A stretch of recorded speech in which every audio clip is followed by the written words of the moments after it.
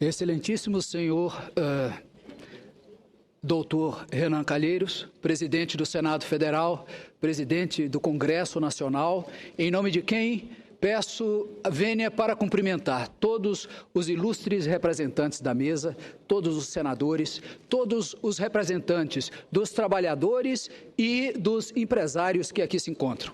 Inicio como representante do Ministério Público do Trabalho, enaltecendo a iniciativa dessa Casa Legislativa em abrir o debate sobre um tema que diz respeito à vida de mais de 47 milhões de trabalhadores no Brasil.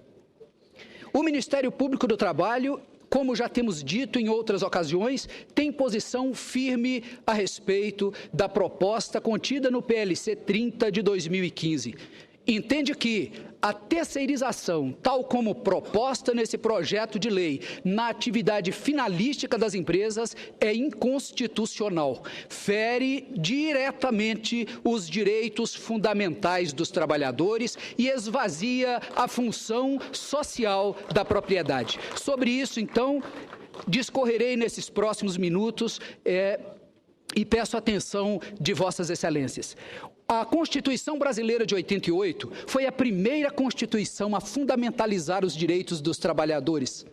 As constituições anteriores, desde 1934, previam direitos dos trabalhadores na ordem econômica e social, mas foi a Constituição Democrática de 88 que, pela primeira vez, transformou esses direitos em direitos fundamentais, direitos indispensáveis ao próprio regime democrático. Pois bem, instituindo os direitos fundamentais, constitucionalizando direitos já previstos pela ordem legislativa ordinária, a Constituição de 88 criou um verdadeiro sistema constitucional de proteção social dos trabalhadores.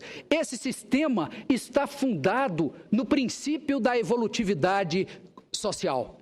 Diz o artigo 7º caput da Constituição, são direitos dos trabalhadores urbanos e rurais e chama atenção, além de outros que visem a melhoria das condições sociais, dos trabalhadores. Essa é uma cláusula constitucional de evolução dos direitos sociais como primado da ordem democrática.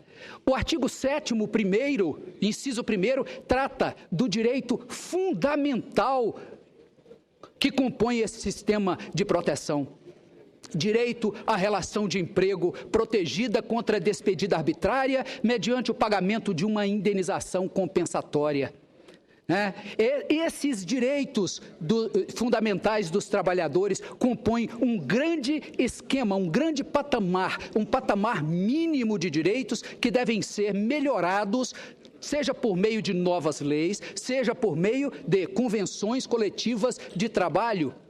Pois bem, esse sistema de proteção, ele possui uma dupla dimensão, senhores, e chama atenção para esse raciocínio. Uma dupla dimensão protetiva, uma dimensão da proteção temporal e uma dimensão de proteção espacial. Na proteção temporal, a Constituição quer que a relação de emprego ela seja contínua no tempo, para que os direitos dos trabalhadores tenham efetividade.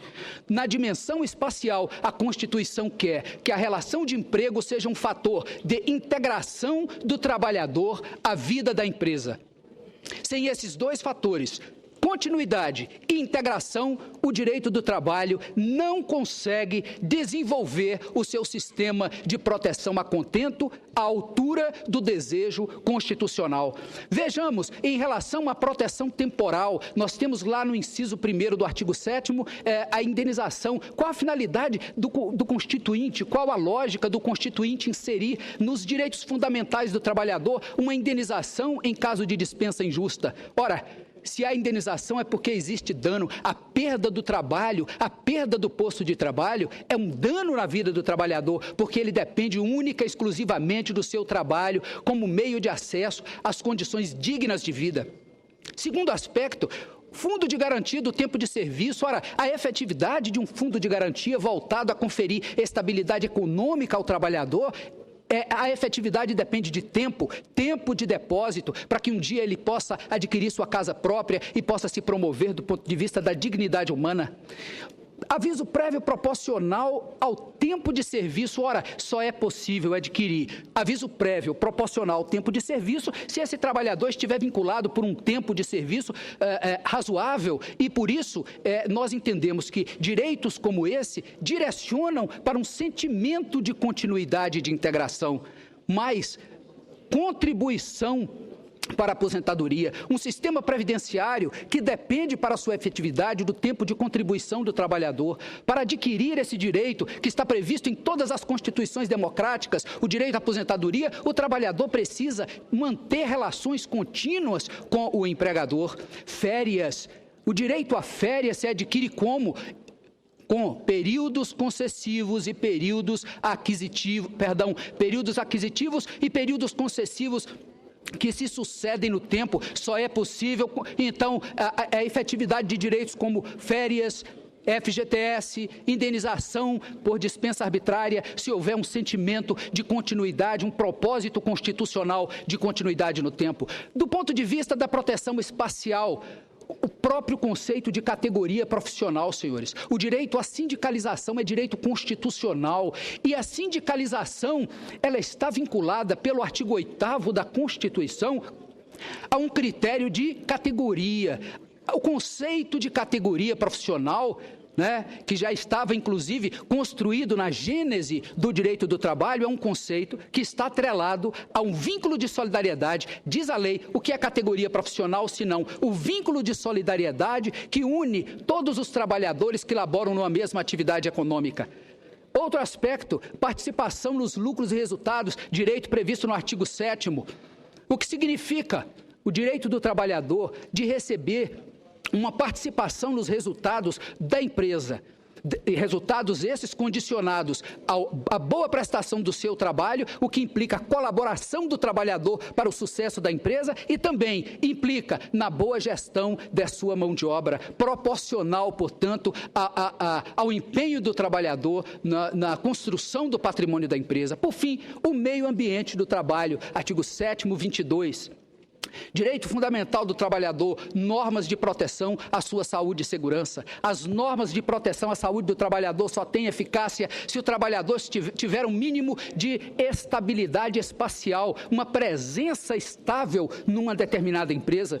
Por quê? Porque o meio ambiente se constrói a partir, primeiro, do reconhecimento dos riscos, da análise dos riscos e do controle dos riscos. É impossível construir um programa de prevenção de riscos ambientais sem a mínima vinculação do trabalhador à vida da empresa. Esses direitos compõem, portanto, o grande sistema de proteção que é profundamente esvaziado pela terceirização, seja na atividade fim, seja na atividade meio. E vejamos por quê. A terceirização tem uma lógica que nós percebemos, nós que defendemos os direitos dos trabalhadores, e eu me refiro ao Ministério Público do Trabalho, porque é nossa atribuição constitucional a defesa dos direitos sociais, particularmente os direitos fundamentais dos trabalhadores. Nós temos 20 anos de experiência, senhores, no acompanhamento do fenômeno da terceirização no Brasil.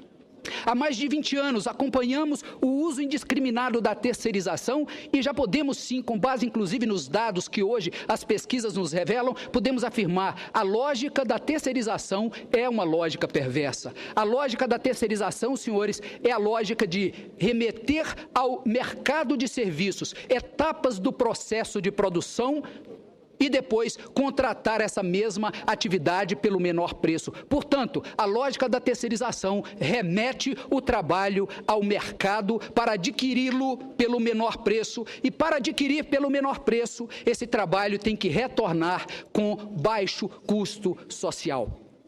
Portanto, a terceirização na década de 90 foi a grande revolução patronal voltada a desmantelar o sistema de proteção social do trabalhador.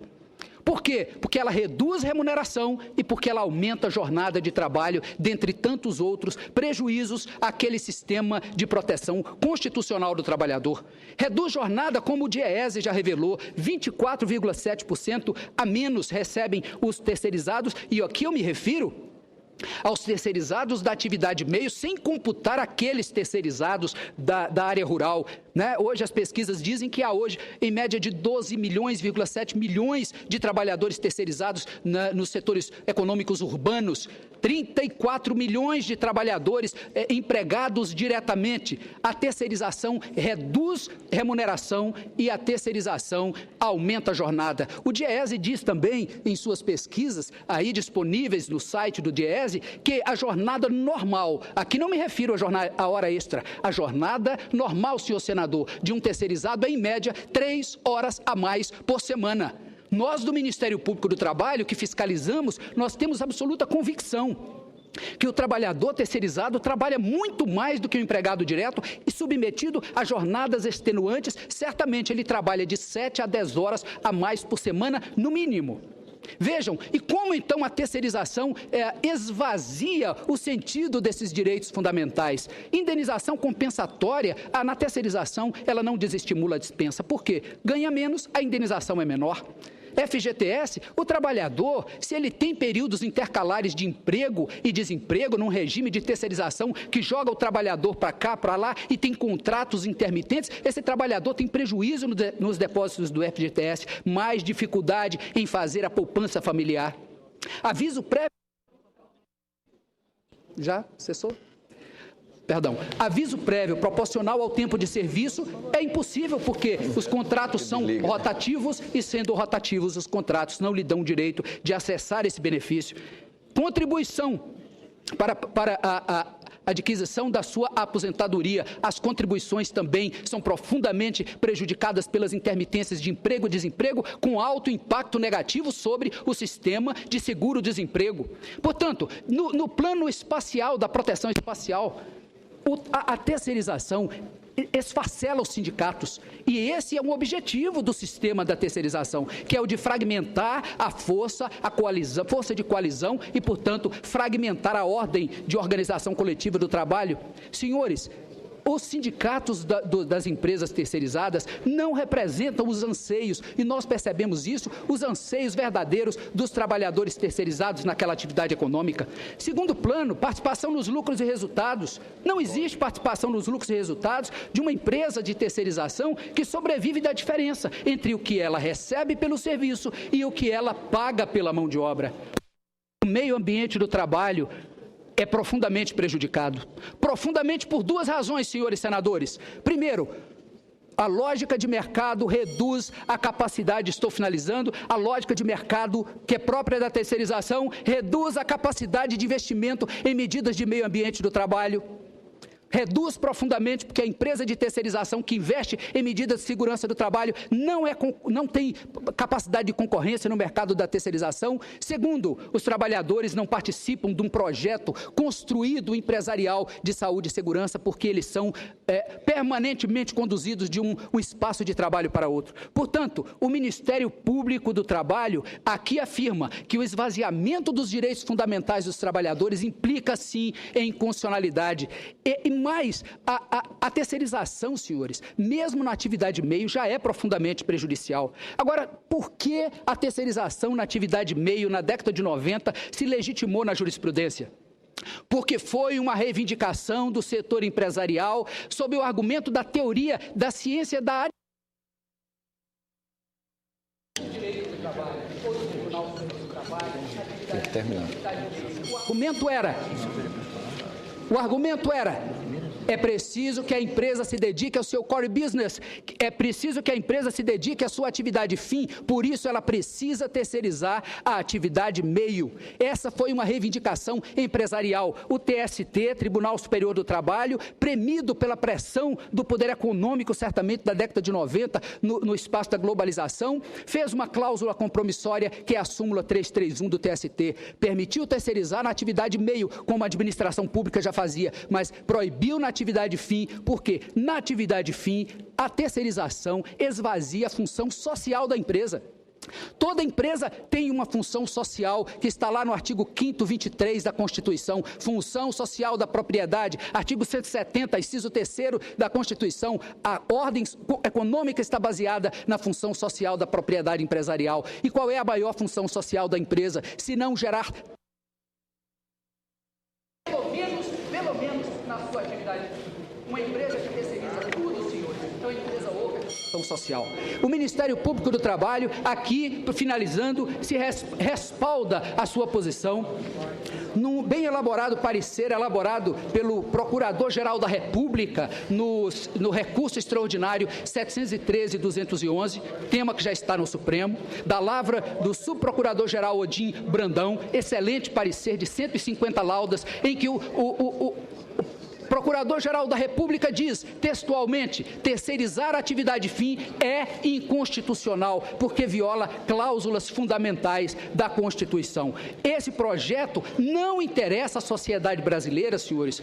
Por quê? Porque ele não melhora a vida do trabalhador, que hoje é terceirizado na atividade meio, não traz solidariedade restrita, a solidariedade é muito restrita a alguns direitos, ela não melhora por quê? Porque não enquadra o trabalhador terceirizado na categoria da empresa. E não melhora porque não equipara a remuneração. Portanto, se é para terceirizar a atividade fim, se esse é o coração do PL, esse coração é tirano. Com todo respeito, esse coração é escravagista, porque quer explorar o trabalho ao máximo e reduzir o trabalhador brasileiro a mero fator de produção. Por isso ele viola a Constituição e por isso nós do Ministério Público do Trabalho seguiremos defendendo que terceirizar a atividade fim é inconstitucional. O Ministério Público do Trabalho agradece profundamente a oportunidade, a Associação Nacional dos Procuradores do Trabalho, que eu também represento, agradece a oportunidade e deseja a todos uma excelente sessão. Muito obrigado.